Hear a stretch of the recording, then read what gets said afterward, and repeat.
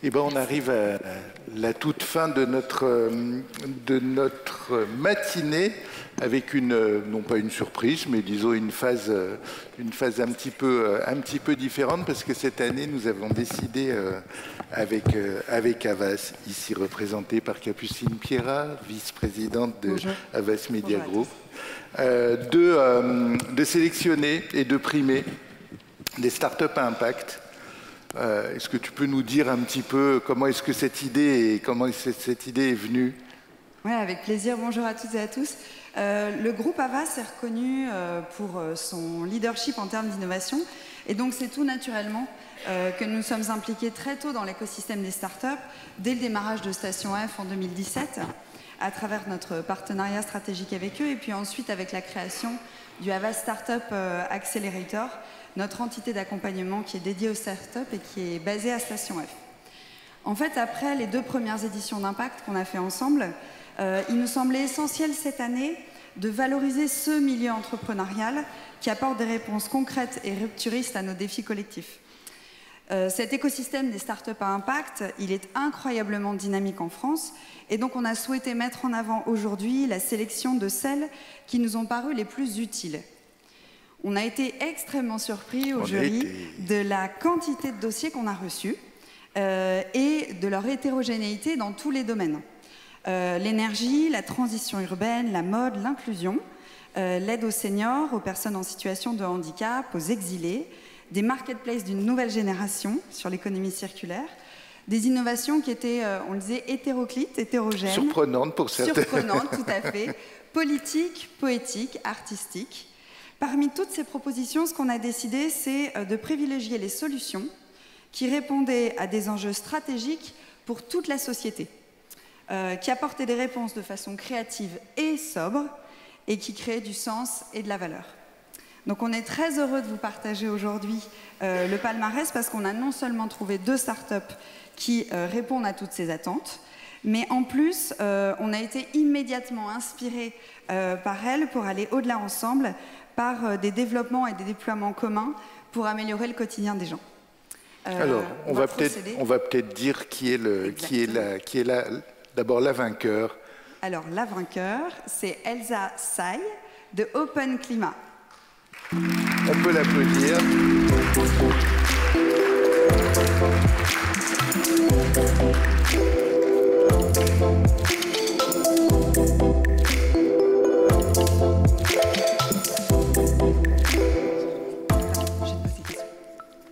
Bonjour Elsa. Alors, est-ce que tu peux nous raconter un peu en quoi consiste Open Climat, d'abord pour commencer? Oui, alors Open Climat, c'est une plateforme qui est dédiée à l'action climatique des entreprises. On rend les données fiables, comparables entre entreprises et lisibles pour tous. L'objectif, en fait, c'est de pouvoir apporter une meilleure information pour pouvoir orienter les choix des acteurs économiques et leur faire intégrer le facteur climat facilement dans l'ensemble de leurs décisions pour avoir un impact systémique. Voilà. Alors, comment t'es venue l'idée au départ de Open Climat? Avec Vincent, donc mon associé, qui n'est pas là aujourd'hui, on travaillait sur les sujets climat des grandes entreprises en conseil. Et c'est là qu'on s'est rendu compte que même pour des experts ou des gens qui travaillaient dedans, c'était difficile d'avoir accès à une information qui soit fiable. C'était impossible de comparer 2 entreprises entre elles. Et donc c'est encore plus difficile pour un public qui a besoin de cette information, qui n'est pas expert sur le sujet, d'avoir cette information.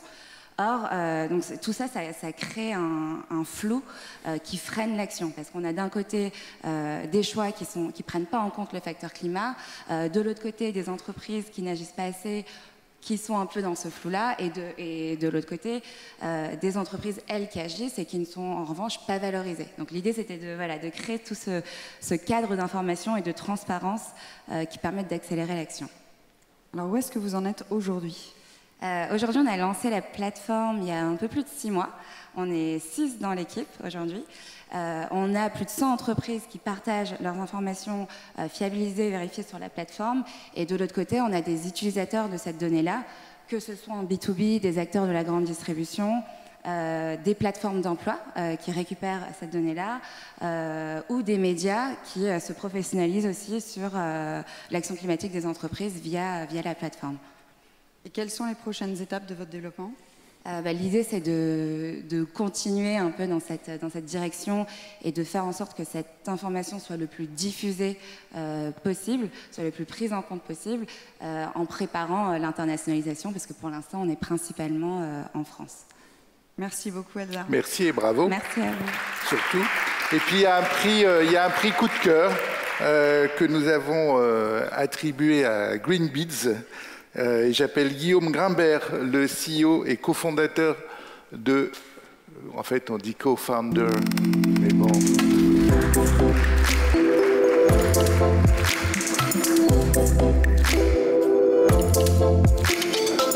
Un micro, un prix, des micros, formidable. Bravo. Bonjour à tous. Bravo. Un petit peu même question. Comment est-ce que c'est venu?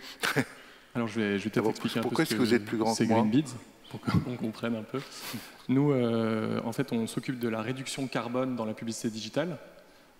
Et ça nous est venu parce qu'à l'époque, je travaillais avec mon cofondateur Adrien chez Google. Et en fait, on s'est rendu compte, pendant les 4 ans on a passé là-bas, de l'immensité des ressources carbone qui sont utilisées dans la publicité. Et quand on s'est posé la question sur comment agir, en fait, on s'est dit, mais si aujourd'hui, nous, connaissant notre écosystème, notre expertise, on n'agit pas pour changer notre propre industrie, qui le fera? Et donc c'est comme ça qu'on a commencé à travailler sur le sujet. Donc nous on travaille en fait sur des algorithmes de machine learning qui sont capables de choisir et de sélectionner des publicités qui soient plus responsables. Donc plus responsables par les serveurs qu'ils utilisent, par les sites qu'ils utilisent, etc. Et on a commencé donc, où on en est actuellement, on a commencé, ça fait 1 an qu'on travaille sur le sujet. On travaille avec des groupes internationaux comme L'Oréal, comme Accor. On travaille ensemble avec Havas sur EDF, qui dès le début a cru en notre solution. Et ça en vient un peu à la dernière question sur quels sont les next steps. Il y a eu il y a quelques semaines un événement sur la sobriété, sur notamment l'impact écologique dans la publicité, et vous aviez parlé de partenariat. Moi, je pense que tout ce qu'on voit sur la dernière année, c'est beaucoup de gens qui ont cru en nous, c'est beaucoup de gens qui ont décidé de passer le pas de l'action. Géraldine en parlait, je pense que beaucoup de gens se posent la question, j'aimerais comprendre quelles sont mes émissions carbone. Il y a des solutions, on le prouve aujourd'hui depuis 1 an, et donc maintenant je dirais qu'un peu en mot de la fin, allons-y, commençons, on apprendra ensemble en fait, parce que nous ça fait 1 an et je dirais pas qu'on a toutes les réponses.